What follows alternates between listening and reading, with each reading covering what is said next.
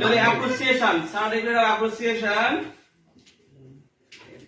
in recognition of your outstanding dedication, discipline and continuous improvement of result.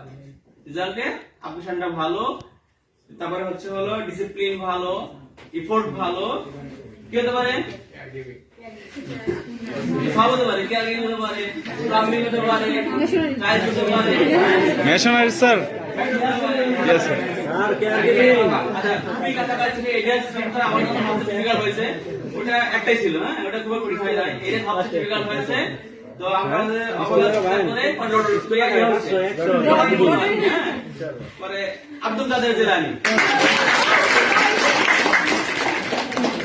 Mustafa নবী সাল্লাল্লাহু আলা ইয়া মুহাম্মদ, মুস্তাফা নবী সাল্লাল্লাহু আলা